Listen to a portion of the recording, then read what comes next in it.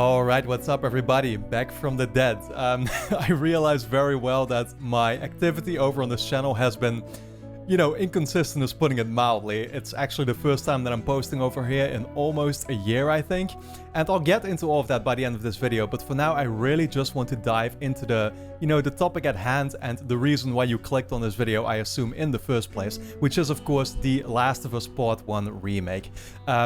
The game already got announced, I think it was last month at the Summer Games Fest, right? And of course there's been this whole story now where at first, earlier this week, gameplay for it got leaked, a couple of minutes of it. Sony then essentially decided to follow up on that by just releasing a full-on trailer, actually showing off the game and having developers talk about it and stuff. To, I guess give us all a little bit better of a look at it. I really wonder when they were, initially actually going to release this, had the game not once again gotten leaked, which is of course hilarious when you think about it, because that's exactly what happened with Part 2. But, it's so fascinating, man. There's this whole conversation around it right now, and what it really reminds me of, all in all, just anytime that, I see kind of like, again, this is a big deal, right? I mean, this is the funny thing about it is that we're talking about a remake here for a 10-year-old game, and it so encompasses my general feeling about the games industry, which is that it feels like time has just completely stood still these past couple of years, right? I mean, actual huge AAA releases are so sparse that I'm like inclined to celebrate them whenever they come out, and it's something that I'm legitimately looking forward to. The events have completely died when you look at something like E3. I mean, I shouldn't even be bringing that up because it was just like, it was a non-event. That's what it was. A couple of companies had their shows, even Microsoft, which was like the main one that had like at least a show that they put effort into.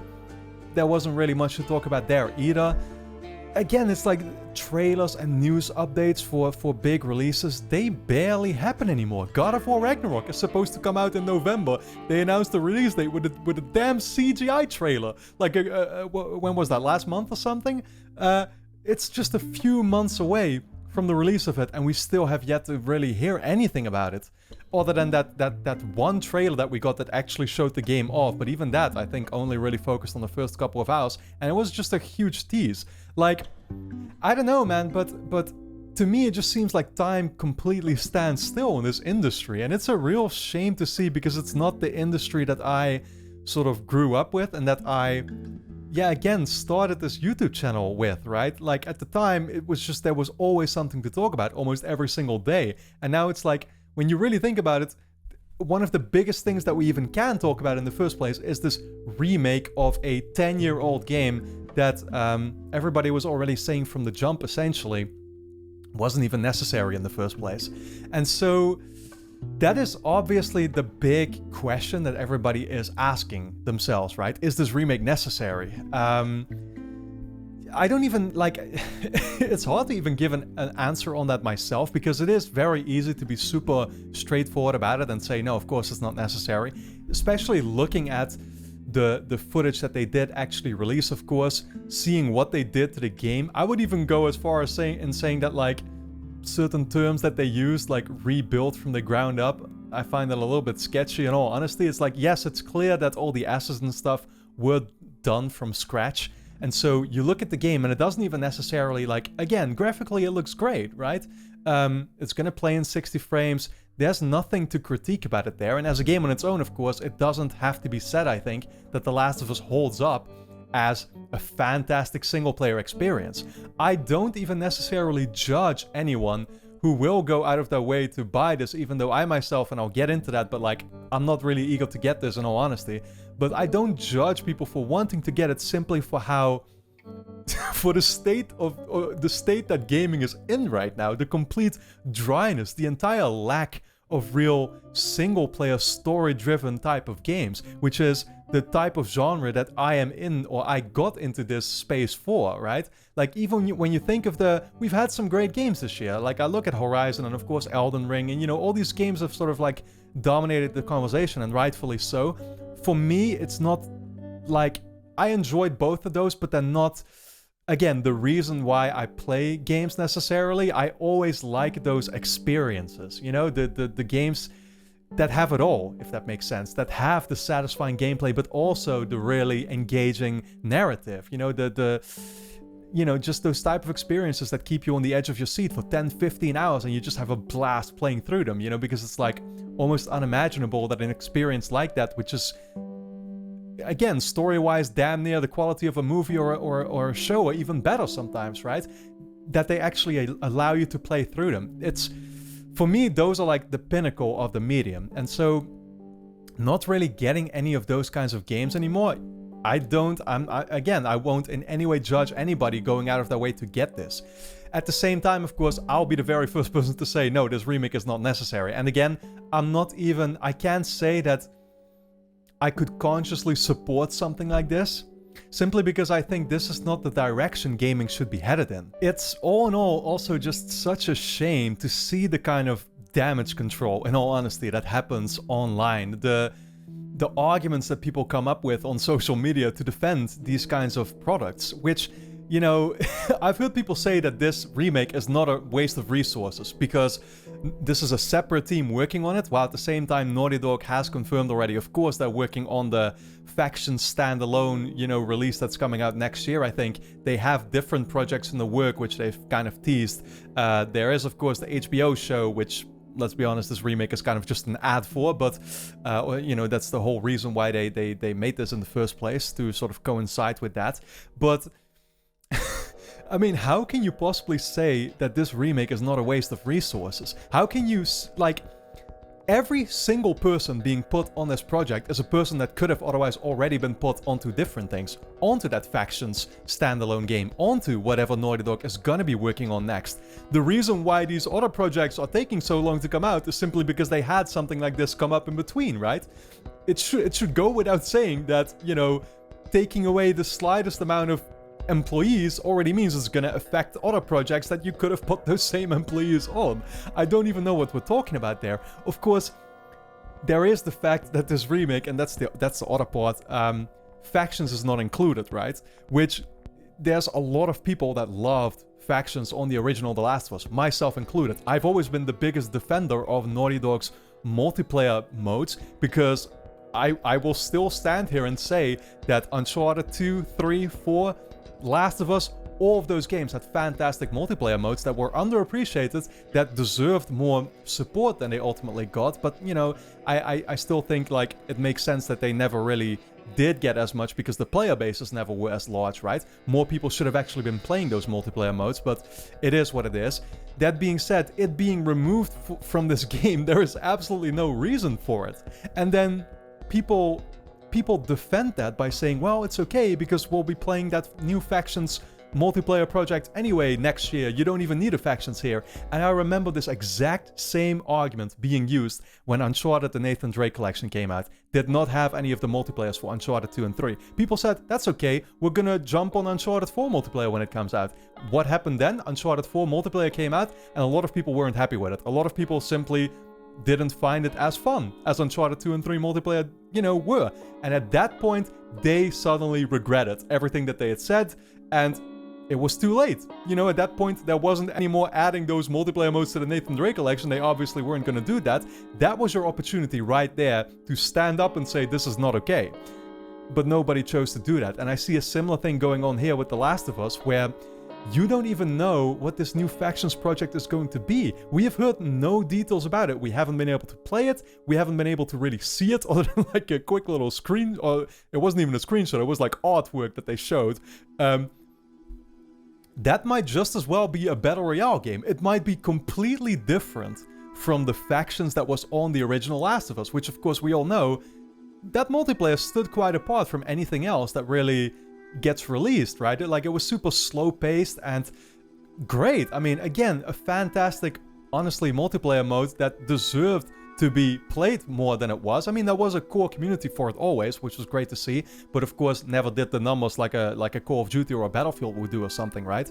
But yeah, again, like, you already know that the servers for Factions on PS3, they already did get closed. On PS4, they're about to get closed, along with the Uncharted 4 multiplayer servers. They also did not add Uncharted 4 multiplayer to the PS5, you know, remaster or whatever, right? So within a couple years, those multiplayers will definitely have shut down as well, because we have already moved on to a new generation. So, again, I find it such a shame to see. And then the biggest, like, it's not even necessarily the biggest form of damage control, I would say, but of course, the $70 price tag is what everybody is talking about, right? And there, I would personally say that, like, yeah, of course. I mean, does this project warrant $70? When you look at what's being done to it, when you look at the amount of time and effort that should have probably gone into something like this, it does not in any way, of course, compare to an actual new project built from the ground up.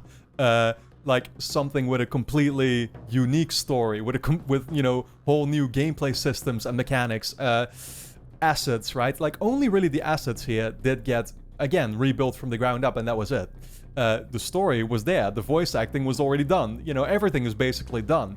And it's just, again, in some ways, I feel like the gaming industry, the way we sort of look at what we spend our money on, like the whole thought process that gamers seem to have, it's so broken nowadays. It's also why, you know, all these games as a service that everybody will say they don't like them, but they still end up making the most money, right? It's just where the money goes. And so it's made me all know very sort of, yeah, like skeptical and just pessimistic about the direction of gaming as a whole, you know? I mean, I'm always somebody who says good content is worth paying for. People would almost forget that, right? And in that way, like, I'm the first person to say that, like, I am totally willing to pay 70, hell, even 80, 90, 100, honestly, bucks for, like, a great single-player game. Something like the original The Last of Us when it had come out or something, right? Or, you know, any type of AAA, like, story-driven game that PlayStation still tends to make every now and then. Like, I'm willing to pay a lot of money for that because I think it deserves it, right? It definitely deserves it way more than most of the, you know, Ubisoft games that still come out these days that are literal rehashes, copy and paste jobs that ask the exact same price tag and then put a bunch of, like, other ways on top of it through which you can spend money essentially later, right? I guess that kind of leads me back just to the question overall that I talked about, where people say, is this remake necessary or not? And although I would love to sort of be very upfront about that and say, no, I mean, I can say for my own personal opinion, I don't think it's necessary, and therefore I'm also not gonna get this. That's the whole thing, right? Vote with your wallet. But that's what I mean. Whether this remake is necessary or not is gonna be dictated by how well it sells. It really is that simple. If this game goes out of its way to sell millions of copies, if it was by far a super profitable move, then the remake apparently was necessary. There is no reason for these companies to change in the kinds of stuff that they will work on, and the kinds of games that they will put resources towards. Yeah, like they're gonna continue to do so if these things are actually profitable, and if they just end up being better business decisions than working on new projects all around, right? And that's the thing that we've seen, where like people have so much nostalgia, and in general, I feel like there is so much thirst for great gaming experiences that because they release so sparsely, we're so inclined to just want to then, you know, go back and play these nostalgic experiences all over again and kind of get that same fix from it, although it will never quite be the exact same, you know, kind of feeling that we'll get from it, right? I mean, we'd rather still play new stuff, I think. But then again, we can't resist. A lot of people just can't resist to still support these things by putting their money towards it. And so all that I can say is that if you feel this way, right, and if you feel like this game has no right to really exist, you shouldn't be putting your money towards it. And again, the market will entirely dictate whether this remake was necessary or not because of that. It's gonna dictate the direction that these companies are gonna head into, whether they're gonna put their resources towards new projects or they'll just continue to focus on, you know, like, again, just putting a fresh coat of paint on a completely old game already that you've played a million times before and selling it for the exact same price tag. It's a super easy way for them to make extra money, of course, but they wouldn't be making that extra money if people weren't actually buying these games. So yeah, like again, as a game on its own, I will never be saying that The Last of Us is not an absolutely fantastic experience, right? And therefore, as an experience for a newcomer, this will totally be worth the money. it will totally be something that I would recommend people to play. But at the same time, we've seen that like they're not really adding anything new to this. Like the movement did not get expanded on whatsoever, and that's the thing. Like even initially, I feel like Neil Druckmann kind of mentioned, but I really should have gone back to actually check what he said. But they did talk about all of that, right? Like rebuild from the ground up, and oh, we've gone back. Well, they did say that they tweaked some of the AI and stuff, but I feel like a lot of it is hardly noticeable in all honesty. Yes, it's gonna add some changes to it, and they talk about all these things like accessibility they make a big deal out of, right? And like 3D audio and like all these features where, sure, it's nice that they add them, but that's not gonna warrant you actually putting your money towards it, right? It's at least I think for the vast majority that will not be the case. This is the exact same game that you've already played a million times. Yes, it looks better, admittedly so, it looks great, the graphics are fantastic. And therefore, as a game on its own, it will still be, you know, again, it will still be a quality product. However, it's not, it doesn't add much more if you already own the original game, of course, which already did get remastered on the PS4. That still holds up pretty well. Like, yes, you're gonna have some smoother animations in there and the graphics are gonna look better, but really, that's the only difference, and you are paying $70 for that difference. So everybody should decide for themselves whether that's what they want to put their money towards. I'll be the last person to judge people for not doing so. I will say, be very aware that you're also responsible then for the direction that this industry is going in overall. And I think that's just, yeah, that's still what I find such a shame overall. It's like, it's also the reason why I'm simply not making as many videos anymore over on this channel, and why I kind of like stepped away from the industry as a whole. There's just like, I refuse to continue getting caught up in this negative space where all we're talking about is old games.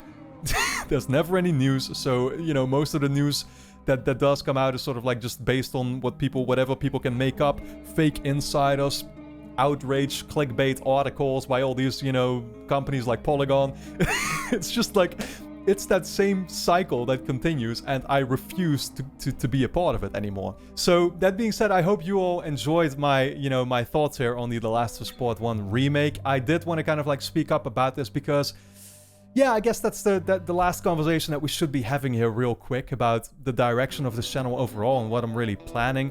You know, for a long time I did really want to return to the Robin Gaming channel, but all this time I was just trying to come up with some type of plan, like how can I return, right? And again, I talked about all these issues that I have with gaming at the moment. There just never really seemed to be many opportunities for me to speak up. And even so, like, of course, I had already started doing those more scripted kind of videos for a long time, which I really enjoyed doing, but at the same time, I feel like not that many games or topics warrant those kinds of videos. Like, I always end up writing those scripts, and halfway through, I'm like, dude, this is not even that important anymore. It's, you know, that's always the kind of feeling that it leaves me with. So I think what I'll simply be doing is every now and then, I'll just be picking out topics and I'll make videos like this. I'll make sure to edit them a little bit better, show you some footage, you know, go a little bit more in detail than normal, put some music in there maybe, you know. But yeah, I think that really would be the best direction overall. I'm not gonna be super seriously dedicating myself to, you know, making sure that I put out videos on a frequent basis or something. I will just speak up about topics whenever I feel like doing so. And at the same time, for those who don't know, I actually have been very active over on the YouTube space for the last year. But I've been doing so on my second channel, Robinoya, where I decided to go into an entirely different direction, you know, doing things like reaction and analysis kind of content to, you know, a bunch of stuff.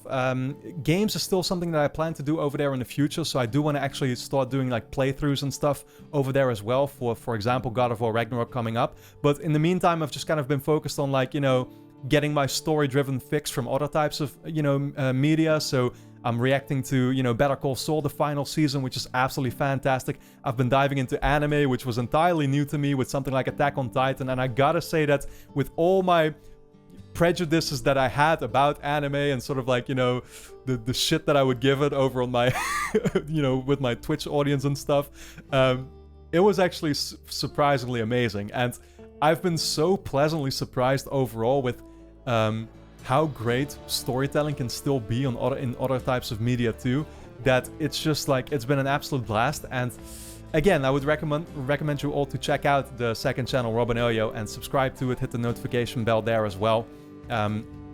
Because I'm reacting to a couple of series right now, which are all great. Again, game playthroughs are going to be a thing there as well, as soon as bigger games start coming out again, like God of War Ragnarok. So that's definitely something to be looking forward to. But for now, I hope, once again, that you all enjoyed my thoughts here on The Last of Us Part 1 Remake. Let me know your thoughts in the comments. How do you feel about it? And then I hope to see you again on this channel, hopefully, very soon.